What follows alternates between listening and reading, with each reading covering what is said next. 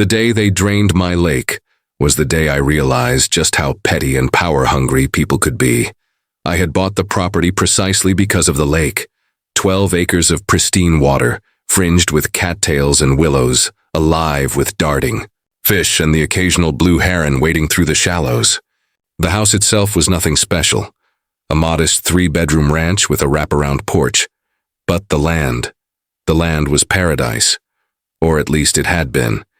Kingsford Estates was one of those meticulously planned suburban communities where every blade of grass was expected to conform. The HOA bylaws were thicker than a dictionary, filled with rules about fence heights, mailbox colors, and the exact shade of beige you were allowed to paint your shutters.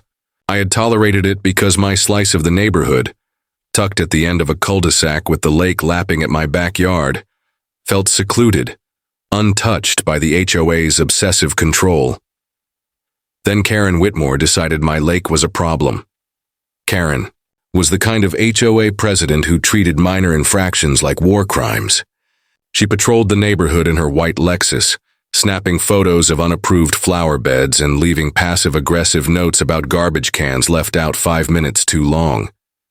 I had managed to avoid her wrath for 2 years, until the storm wasn't even a bad storm, just a heavy summer downpour that left some branches scattered across the golf course and a few puddles in the streets. But Karen, ever the drama queen, called an emergency board meeting. I only found out about it because my neighbor, a retired school teacher named Marjorie, knocked on my door with a worried look. "They're talking about your lake, Daniel," she said. "Karen's saying it's a flood risk." I laughed at first. The lake had been there for decades, fed by natural springs. It wasn't going anywhere. But when I showed up at the meeting, Karen was already mid-speech, waving a report from some no-name engineering firm. "According to this assessment," she announced, voice dripping with faux concern, "the lake poses a significant threat to surrounding properties. One major storm could cause catastrophic flooding." I stood up. "That's ridiculous. The lake has natural overflow channels. It's never flooded before." Karen didn't even look at me. "The board has already reviewed the findings. We've voted to drain it." My stomach dropped. "You can't be serious." "Oh, we are," she said, finally meeting my eyes with a cold smile. 7-1, majority rules, I argued. I demanded to see the report to bring in my own experts. But Karen shut me down with the smug efficiency of someone who had done this before. "The decision is final," she said. "We start next week." And, just like that, they destroyed it. Bulldozers rolled in, tearing up the reeds and dredging channels to redirect the water. Pumps ran day and night, sucking the lake dry. Within weeks, my backyard view was gone, replaced by a cracked, stinking mudflat. The fish died, the birds left. The frogs fell silent. The worst part? Karen sent me a bill for my own destruction. $2,400 for environmental remediation. The letter read, "Payable within 30 days." I crumpled it in my fist and stared at the wasteland that had once been my sanctuary. That was the moment I decided I wasn't just going to fight back. I was going to drown the first thing I did was research. The HOA was going to weaponize bureaucracy. I'd fight fire with paperwork. I spent 3 sleepless nights digging through county land surveys, hydrological reports, and the HOA's own bylaws. What I found made my blood boil. Their so-called flood risk assessment was a joke. A 4-page document from a firm called Greenfield Engineering that didn't even specialize in water systems. The expert who signed off on it had a degree in civil engineering from a diploma mill I'd never heard of.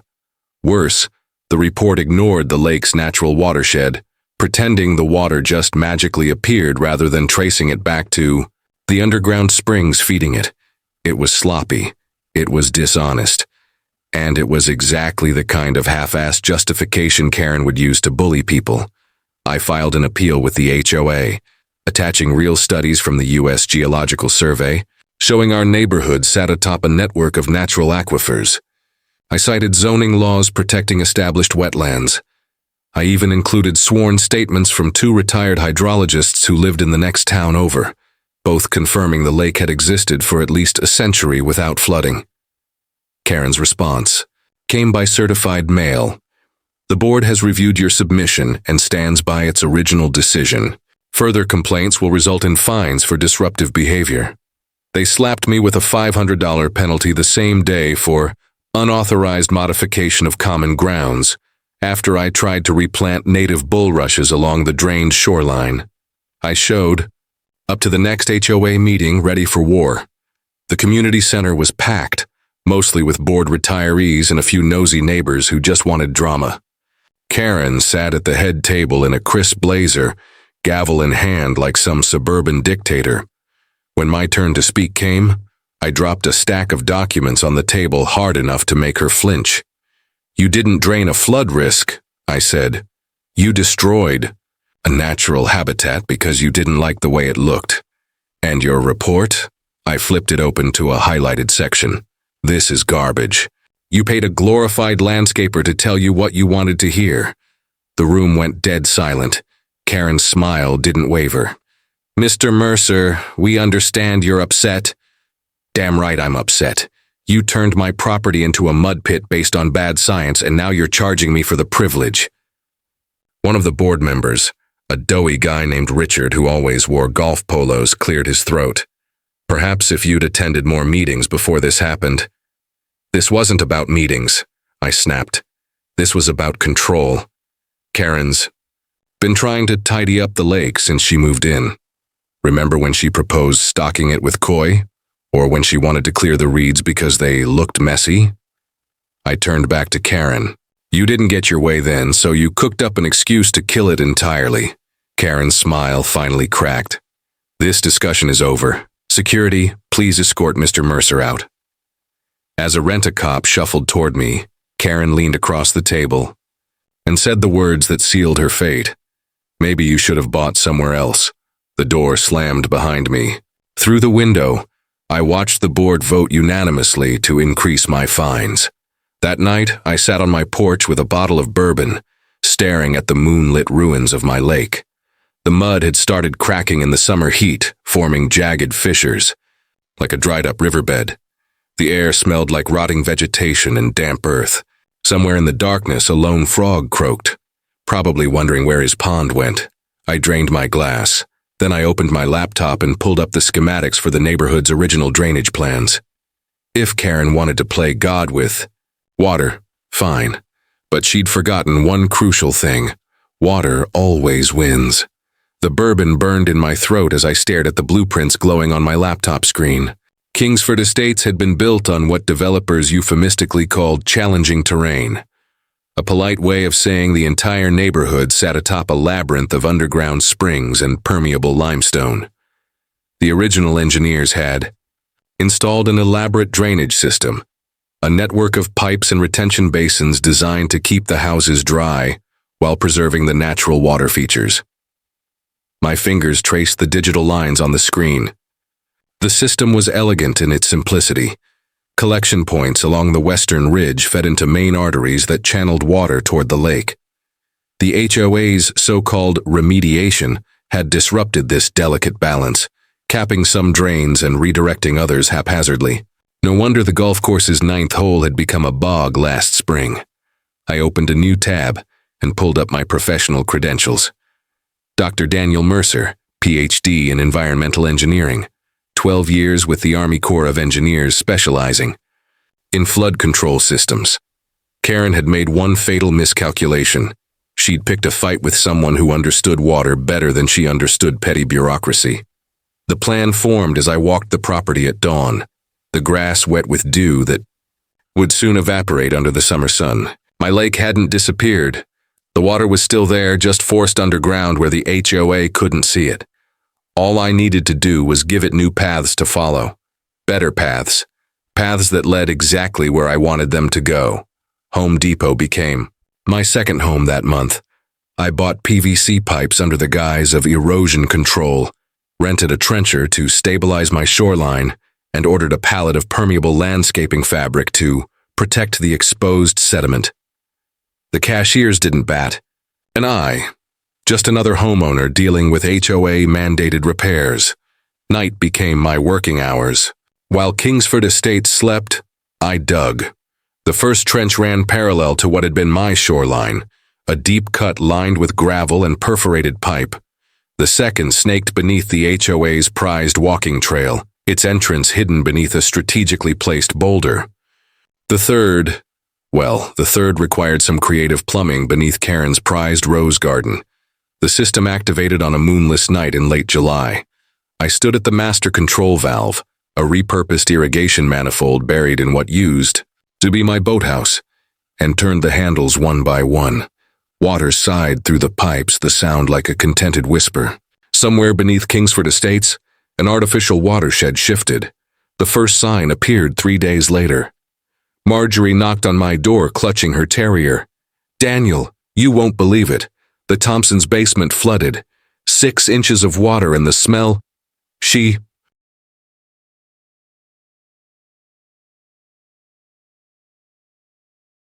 Karen blamed faulty irrigation systems and hired a landscaping company to inspect the sprinklers. They found nothing. The problems worsened.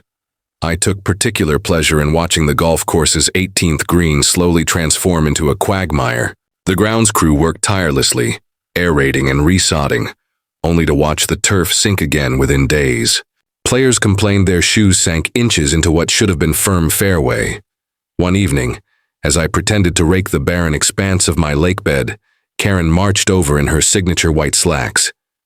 "This is ridiculous," she hissed, gesturing at the standing water along the curb. "The entire neighborhood is turning into a swamp." I leaned on my rake, watching a pair of ducks land in what had become a permanent puddle near her mailbox. Funny how that works, isn't it? Almost like water follows natural laws rather than HOA bylaws. Her eyes narrowed. "This isn't over, Mercer." "No," I agreed, smiling as a frog croaked from the storm drain. "I don't believe it is." The frogs arrived first, a chorus of croaks erupting from storm drains and flower beds at dusk, their songs growing louder each night. Then came the mosquitoes, swarming in thick clouds that sent residents scurrying indoors at sunset. By Labor Day, Kingsford Estates had transformed into something out of a Southern Gothic novel. I watched the unraveling from my porch with a scientist's detached curiosity. The water table, once content to flow quietly beneath our feet, had found new avenues of expression. Front lawns developed permanent squish underfoot, the grass turning a sickly yellow before collapsing into algae-choked puddles. Driveways cracked as the clay soil beneath them expanded with moisture. The community's prized walking trail became impassable, its mulch surface bubbling up in foul-smelling black mounds. Karen responded with characteristic denial. She organized weekend cleanup crews of beleaguered residents armed with shop vacs and buckets. When that failed, the HOA board voted to hire Aquadry Solutions, a disaster recovery firm that rolled into the neighborhood with industrial pumps and promises of rapid dewatering. Their machines ran for 72 straight hours, extracting thousands of gallons, only for the water to return within days. The company's project manager, a harried man named Ruiz, stood before the next HOA meeting with soil samples and bewildered hand gestures. "There's no breach in the municipal system," he admitted. "This appears to be natural groundwater resurgence." Richard from the golf committee turned purple. "Natural? My sand traps have turned into vernal pools." Ruiz shrugged. "The substrate here is karst limestone. Water follows unpredictable paths." His eyes flicked to me momentarily, and I gave him my best clueless homeowner smile. The real entertainment began when the wildlife arrived. Herons stalked the newly formed wetlands in Karen's front yard, spearing frogs with surgical precision. A family of otters took up residence in the storm drain near the clubhouse, emerging at twilight to frolic in the flooded tennis courts. The HOA's Facebook group became a surreal feed of nature photos and panic. Mrs. Henderson's prized begonias floating away, the Johnsons' schnauzer getting stuck in what had been their koi pond. Karen's downfall began with her swimming pool. The concrete monstrosity had been her pride, the site of countless board member cocktail parties. One September morning, the neighborhood woke to a sound like distant thunder. the pool cracking down the middle as the waterlogged ground beneath it gave way. By afternoon it had become a miniature cenote, its depths swirling with murky water, and the occasional glint of abandoned pool toys. The HOA's emergency meeting that night descended into chaos. Homeowners screamed about property values. The golf committee demanded refunds. Old Man Peterson waved a moldy cushion from his sunken patio set. Through it all, Karen sat stiff-backed at the head table, her perfect blonde bob now frayed at the edges, dark circles under her eyes. "This is clearly an act of God," she insisted, voice cracking. "Our attorneys assure us—" "Your attorneys?" shouted a woman from the back. "We're paying $800 a month in special assessments for what? Mosquito repellent?" I leaned against the back wall, arms crossed, watching the unraveling. My favorite moment came when Marjorie's terrier, normally the best-behaved dog in the neighborhood, lifted its leg on Karen's designer handbag. The universe, it seemed, had chosen sides. As October arrived, the exodus began. For sale signs sprouted like mushrooms after rain, many bearing the ominous addendum, "Wetland Adjacent." The local paper ran a feature titled "Suburbia's Swamp Saga," complete with aerial photos showing the startling transformation. County inspectors arrived with clipboards and grave expressions, muttering about protected habitats and zoning reclassification. Through it all, my property remained perfectly, beautifully dry. The underground network I'd built now functioned like a medieval moat, diverting water away from my land and toward its chosen destinations. I took up bird watching, binoculars trained on the herons wading through Karen's rose garden. Sometimes, when the wind was right, I could hear the otters playing in the ruins of her pool. The HOA's final meeting took place in a half-empty clubhouse, the remaining board members pale and shaken. They voted to dissolve the association due to unforeseen environmental factors. Karen resigned via email the next morning. That afternoon, I found a for sale sign planted in her front yard. The realtor's photo showed her standing stiffly beside the caption, "Motivated Seller." Behind her, the reflection of the setting sun glimmered beautifully across the new wetlands that had once been her perfect lawn. I toasted her with iced tea as the frogs sang their evening chorus. Nature, given the slightest opportunity, had reclaimed what was hers. And I was just the humble engineer who'd opened the floodgates. The county's notice arrived on stiff parchment paper, embossed with an official seal that gleamed under my porch light. Pursuant to Section 12403 of the Environmental Protection Code, I didn't need to read beyond the first line. The aerial survey maps attached told the whole story. My neighborhood, now colored in regulatory blue, designated as a Class 3 protected wetland. The irony tasted sweeter than my morning coffee. Karen's mansion sold first, purchased for 30 cents on the dollar by an eccentric biologist who wanted to study the spontaneous ecosystem development. I watched from my kitchen window as movers hauled out her white leather furniture, now speckled with mold. The new owner arrived the same afternoon in rubber waders, nearly giddy as he cataloged the 14 species of amphibians already inhabiting her former koi pond. The remaining holdouts folded quickly after that. The Johnsons abandoned their sunken patio set when black-crowned night herons started nesting in their pergola. The golf committee disbanded when the course's signature hole became a breeding ground for endangered salamanders. By Thanksgiving, Kingsford Estates stood half-empty, its manicured lawns rewilding by the day. I waited until the last U-Haul pulled away, some poor soul who'd bought at the market peak, now fleeing with a car full of waterlogged possessions. Only then did I return to my master control valve, its location concealed beneath what appeared to be a particularly robust patch of milkweed. The locks turned with satisfying clicks. Water remembers its old paths.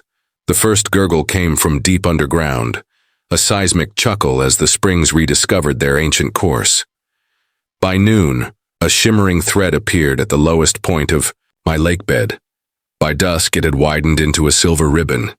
I sat on my porch through the night, bourbon in hand, watching the moonlight dance across the rising surface. Dawn revealed a miracle.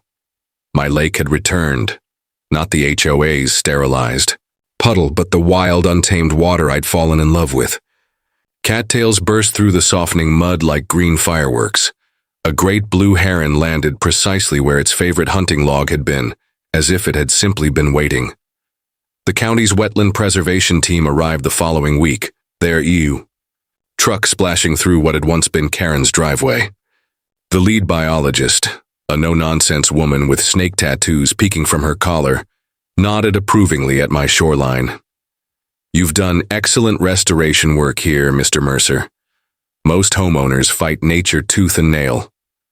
I handed her a coffee, watching a dragonfly skim the water's surface. Seemed simpler to work with it. Her smile told me she knew more than she let on.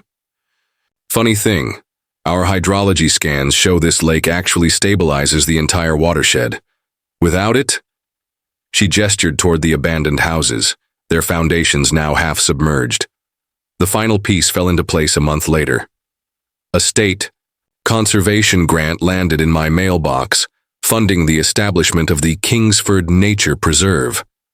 The accompanying letter mentioned something about mitigating previous ecological damage, bureaucratic poetry that paid me to do exactly what I'd planned anyway. I installed the new sign myself where the HOA's rules placard had once stood. The polished cedar gleamed in the sunlight, its engraved letters announcing to any future Karens, "Private Lacano trespassing, no Juano exceptions." I hammered the last post into place. Something splashed near the shore. A fat bullfrog, the same species I like to imagine, that had serenaded Karen's final nights, regarded me from a lily pad. Its throat pulsed once, twice, before it unleashed a basso profundo croak that echoed across the water. I tipped my hat to the creature. Some might call what I'd done revenge. The frogs, I suspected, would call it justice. They